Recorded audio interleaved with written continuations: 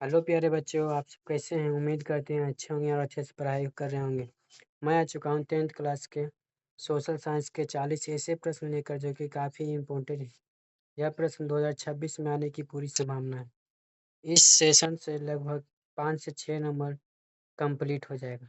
चलो देखते हैं प्रश्न संख्या 1 में क्या हो रहा है। प्रश्न संख्या 1 में जो कि बोल रहा है वीना सम्मेलन कब हुआ था। तो वीना सम्मेलन जो हुआ था तो ऑप्शन ए में दिया है 1815 ईस्वी, ऑप्शन बी में दिया 1819 ईस्वी, ऑप्शन सी में दिया 1854 और ऑप्शन डी में दिया है 1923। तो इसका जो राइट आंसर हो जाएगा वो हो जाएगा ऑप्शन नंबर ए 1815 ईस्वी। प्रश्न संख्या 2 की ओर चलते हैं और देखते हैं क्या प्रश्न संख्या 2 में है जो कि बोल रहा है संघ राज्य की विशेषता नहीं है। तो संघ राज्य की विशेषता इनमें से कौन नहीं है? तो एकहरी शासन व्यवस्था जो है इनमें से नहीं है, इसलिए इसका राइट आंसर सी हो जाएगा। प्रश्न संख्या 3 की ओर चलते हैं और देखते हैं क्या प्रश्न संख्या 3 में है जो कि बोल रहा है संघ सरकार का उदाहरण है। तो संघ सरकार का उदाहरण कौन है? तो ऑप्शन ए में है अमेरिका, ऑप्शन बी में है चीन, ऑप्शन सी में है ब्रिटेन और ऑप्शन डी में है भूटान। इसका राइट जो आंसर हो जाएगा वो ऑप्शन नंबर ए हो जाएगा अमेरिका, इसलिए इसका राइट आंसर ए हो जाएगा। प्रश्न संख्या 4 की ओर चलते हैं और देखते हैं क्या हुआ। प्रश्न संख्या 4 में है जो कि बोल रहा है प्रश्न संख्या 4 में है जो बोल रहा है बिहार में संपूर्ण क्रांति का नेतृत्व निम्न में से किसने किया था। तो इसका ऑप्शन ए में है मोरारजी देसाई, ऑप्शन सी में Nitish Kumar, sorry option B में नीतीश कुमार, ऑप्शन सी में इंदिरा गांधी और ऑप्शन डी में है जयप्रकाश नारायण। तो इसका राइट जो आंसर हो जाएगा ऑप्शन डी हो जाएगा जयप्रकाश नारायण। इन्होंने ही बिहार में संपूर्ण क्रांति का नेतृत्व किया था। तो प्रश्न संख्या आगे की ओर चलते हैं और देखते हैं क्या बोला। प्रश्न संख्या 5 में है जो कि बोल रहा है क्या लोकतंत्र लोकतांत्रिक व्यवस्थाओं ने निम्नलिखित में से किन मुद्दे पर सफलता पाई है। तो इसका जो राइट आंसर हो जाएगा वो क्या हो जाएगा समाज के द्वारा क्या लोगों के बीच टकराव को समाप्त करने में, इसलिए इसका राइट आंसर भी हो जाएगा। प्रश्न संख्या 6 की ओर चलते हैं और देखते हैं क्या हो रहा है। प्रश्न संख्या 6 में है जो कि बोल रहा है प्रश्न संख्या 6 में बोल रहा है सुदूर संवेदी उपग्रह का उपयोग किसके लिए किया जाता है। तो इसका जो है किसके लिए किया जाता है तो संसाधनों की खोज के लिए किया जाता है, इसलिए इसका राइट आंसर सी हो जाएगा। प्रश्न संख्या 7 में है जो कि बोल रहा है क्या निम्न में से कौन भूकंप का सर्वाधिक संवेदनशील नगर है। तो इसका जो राइट आंसर हो जाएगा वो देहरादून हो जाएगा, क्योंकि देहरादून में ही भूकंप का जैसे आने जाने का लगा रहता है, इसलिए इसका राइट आंसर ये हो जाएगा। प्रश्न संख्या 8 में है जो कि बोल रहा है क्या निम्न में से प्रश्न संख्या 8 में जो बोल रहा है क्या निम्न में से किस बिछड़ा राज्य का कहा जाता है। निम्न में से किससे बिछड़ा राज्य कहा जाता है। तो इसका जो राइट आंसर हो जाएगा ऑप्शन सी हो जाएगा बिहार को। प्रश्न संख्या 9 की ओर चलते हैं और देखते हैं क्या हो रहा है। प्रश्न संख्या 9 में है जो कि बोल रहा है क्या भारत में वित्तीय वर्ष कौन कहा जाता है। तो भारत में जो वित्तीय वर्ष क्या होता है 1 अप्रैल से 31 मार्च तक होता है, इसलिए इसका राइट आंसर सी हो जाएगा। प्रश्न संख्या 10 की ओर चलते हैं और देखते हैं क्या प्रश्न संख्या 10 में जो कि बोल रहा है क्या काउंट कपूर को विक्टर इमोनल ने किस पद पर नियुक्त किया था। तो इसका ऑप्शन ए में है सेनापति, ऑप्शन बी में फ्रांस में राजदूत, ऑप्शन सी में है प्रधानमंत्री और ऑप्शन डी में है गृह मंत्री। इसका जो राइट आंसर हो जाएगा ऑप्शन सी हो जाएगा। इसका राइट आंसर जो हो जाएगा वो क्या हो जाएगा ऑप्शन सी हो जाएगा प्रधानमंत्री, क्योंकि विक्टर इमोनल ने इन्हें प्रधानमंत्री के पद पर नियुक्त किया था, इसलिए इसका राइट आंसर सी हो जाएगा। प्रश्न संख्या 11 की ओर चलते हैं और देखते हैं क्या प्रश्न संख्या 11 में जो कि बोल रहा है क्या रक्त एवं लौह नीति का अवलंबन किसने किया था। रक्त एवं लौह नीति का अवलंबन किसने किया था। तो बिस्मार्क ने किया था, इसलिए इसका राइट आंसर सी हो जाएगा। प्रश्न संख्या 12 की ओर चलते हैं और देखते हैं क्या प्रश्न संख्या 12 में जो कि बोल रहा है साम्यवादी साम्यवादी शासन का पहला प्रयोग कहाँ हुआ था। तो साम्यवादी शासन का पहला प्रयोग कहाँ हुआ था। ऑप्शन ए में दिया है रूस में, ऑप्शन बी में दिया है जापान, ऑप्शन सी में दिया है चीन, ऑप्शन डी में दिया है भूटान। तो इसका जो राइट आंसर हो जाएगा वो क्या इसका राइट आंसर रूस में हो जाएगा, क्योंकि साम्यवादी का शासन का पहला प्रयोग कहाँ होता है रूस में होता है, इसलिए इसका राइट आंसर ये हो जाएगा। प्रश्न संख्या 13 की ओर चलते हैं और देखते क्या प्रश्न संख्या 13 में जो कि बोल रहा है प्रश्न संख्या 13 में क्या बोल रहा है बोल्शेविक क्रांति कब हुआ था। तो बोल्शेविक क्रांति कब हुआ था। ऑप्शन ए में दिया है फरवरी 1917, ऑप्शन बी में दिया है नवंबर 1917, ऑप्शन सी में दिया है अप्रैल 1917 और ऑप्शन डी में दिया है सितंबर 1905। इसका जो राइट आंसर हो जाएगा वो क्या हो जाएगा? कब दिए थे? तो नवंबर 1917 में दिया था, इसलिए इसका राइट आंसर बी हो जाएगा। प्रश्न संख्या 14 की ओर चलते हैं और देखते हैं क्या प्रश्न संख्या 14 में जो कि बोल रहा है काउंट क्या काटीय तापीय विद्युत परियोजना किस जिला में स्थापित है? काटीय काउंटीय तापीय विद्युत परियोजना जो है ये किस जिला में है? तो इसका राइट आंसर हो जाएगा क्या? मुजफ्फरपुर। इसका राइट आंसर क्या हो जाएगा? मुजफ्फरपुर। इसे इसका राइट आंसर सी हो जाएगा। प्रश्न संख्या 15 की ओर चलते हैं और देखते हैं क्या हो रहा है। रेलवे वर्कशॉप कहाँ स्थित है? क्या बोल रहा है? रेलवे वर्कशॉप कहाँ स्थित है? तो इसका राइट आंसर हो जाएगा वो जमालपुर हो जाएगा, इसलिए इसका राइट आंसर ये हो जाएगा। प्रश्न संख्या 16 की ओर चलते हैं और देखते हैं क्या प्रश्न संख्या 16 में जो कि बोल रहा है सुनामी का प्रमुख कारण क्या है? तो सुनामी का प्रमुख कारण क्या है? तो इसी काफी सिंपल प्रश्न है। ये अब समुद्र में भूकंप आता है, इसी को क्या कहते हैं? सुनामी का प्रमुख कारण है, इसी यही कारण आता है भूकंप, सुनामी। तो प्रश्न संख्या 17 की ओर चलते हैं और देखते हैं क्या प्रश्न संख्या 17 में है जो कि बोल रहा है सुखाड़ क्या है? सुखाड़ क्या है? हम सबको पता है कि सुखाड़ क्या है, प्राकृतिक आपदा है, इसलिए इसका राइट आंसर ए हो जाएगा। प्रश्न संख्या 18 की ओर चलते हैं और देखते हैं क्या हो रहा है। प्रश्न संख्या 18 में है जो कि बोल रहा है प्रश्न संख्या 18 में बोल रहा है पंजाब में भूमि निम्नीकरण का मुख्य कारण क्या है? तो पंजाब में भूमि निम्नीकरण का मुख्य कारण क्या है? तो इसमें ऑप्शन ए में दिया है वनोन्मूलन, ऑप्शन बी में दिया है गहन खेती, ऑप्शन सी में दिया है अति पशुचारण, ऑप्शन डी में दिया है अधिक सिंचाई। इसका जो राइट आंसर हो जाएगा डी अधिक सिंचाई, इसलिए इसका राइट आंसर डी हो जाएगा। प्रश्न संख्या 19 की ओर चलते हैं और देखते हैं क्या रहा है। प्रश्न संख्या 19 में बोल रहा है जो कि मानव शरीर में जल की मात्रा होती है, तो मानव शरीर में कितनी जल की मात्रा होती है? तो 65% होती है, इसलिए इसका राइट आंसर सी हो जाएगा। वेरी वेरी इंपॉर्टेंट प्रश्न है, यह प्रश्न आने की पूरी संभावना है। प्रश्न संख्या 20 की ओर चलते हैं और देखते हैं क्या होगा। प्रश्न संख्या 20 में है जो कि बोल रहा है क्या निम्न जीवों में कौन केवल भारत में पाया था? तो इसमें इसका जो राइट आंसर हो जाएगा डॉल्फिन हो जाएगा, इसलिए इसका राइट आंसर बी हो जाएगा। प्रश्न संख्या 21 की ओर चलते हैं जो कि काफ़ी इम्पोर्टेंट प्रश्न है। यह प्रश्न 2026 में आने की पूरी संभावना है, इसे VVI मार लीजिए। यही प्रश्न आपके पेपर में छपेगा। तो इसका क्या ऑप्शन प्रश्न क्या बोला? सीमेंट उद्योगों का प्रमुख कच्चा माल। सीमेंट उद्योग का जो प्रमुख कच्चा माल है वो क्या आ जाएगा? चूना पत्थर हो जाएगा, इसलिए इसका राइट आंसर ये हो जाएगा। स्टार मार लीजिए, ये प्रश्न 2026 में देखने को मिलेगा। चलो देखते हैं आगे क्या हो रहा है। प्रश्न संख्या 22 में है जो कि बोल रहा है क्या द्वितीय महायुद्ध के बाद यूरोप में कौन सी संस्था का उदय हुआ?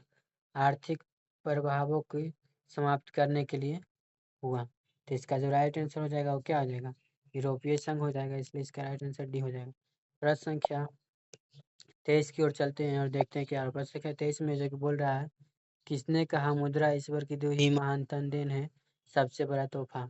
तो ऑप्शन ए में दिया है महात्मा गांधी, ऑप्शन बी में दिया है मार्टिन लूथर, ऑप्शन सी में दिया है मोहम्मद पैगम्बर और ऑप्शन डी में दिया है ईसा मसीह।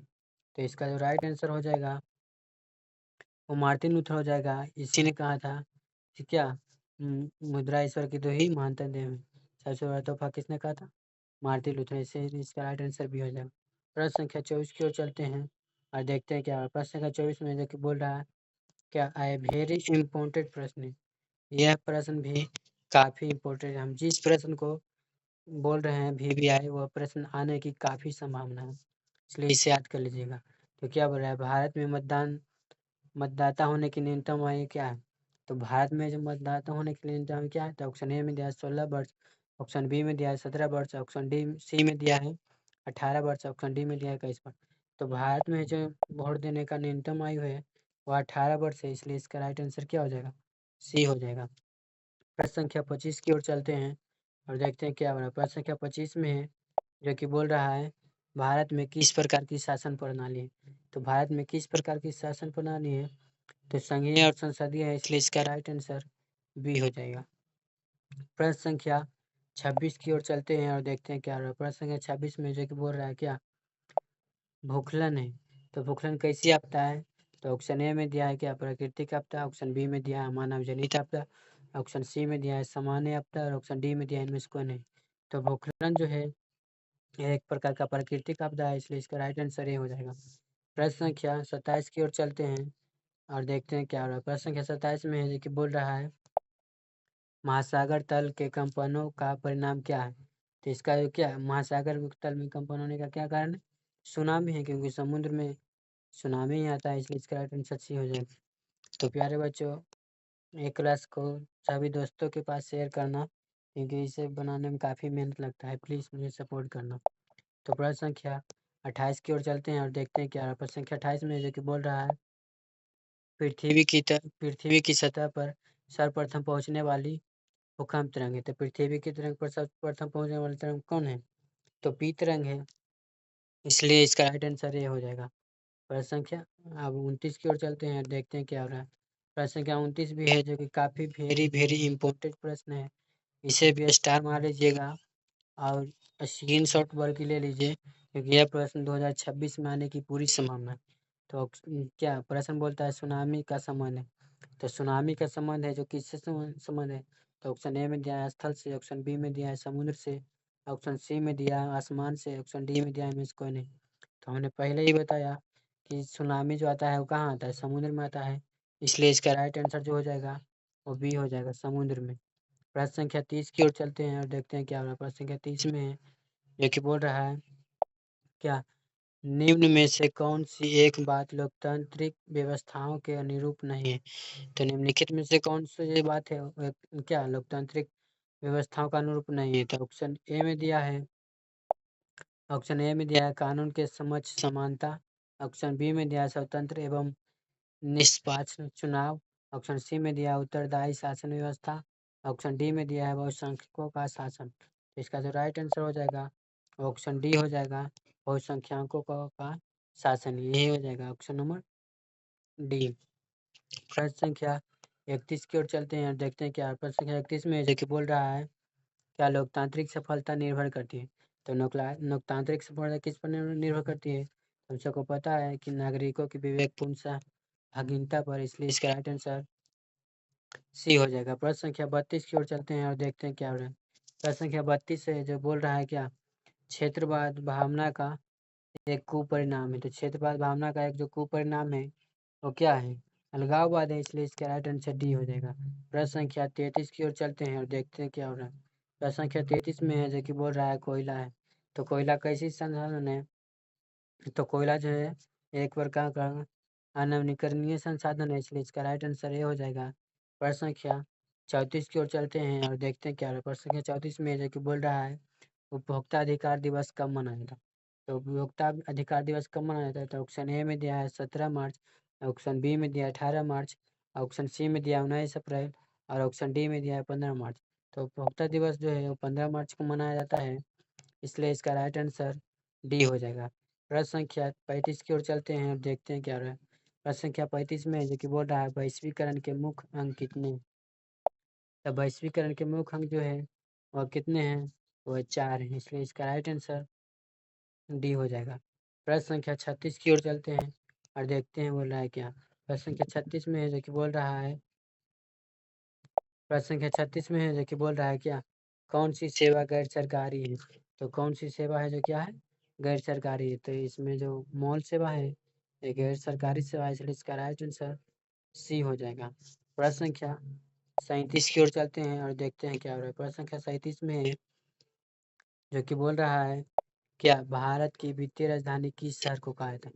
यह भी वेरी वेरी इंपॉर्टेंट प्रश्न है, इसे भी स्टार मान लीजिए। यह प्रश्न 2026 की परीक्षा में जरूर देखने को मिलेगा, इसलिए इसका स्क्रीनशॉट भी ले सकते हो।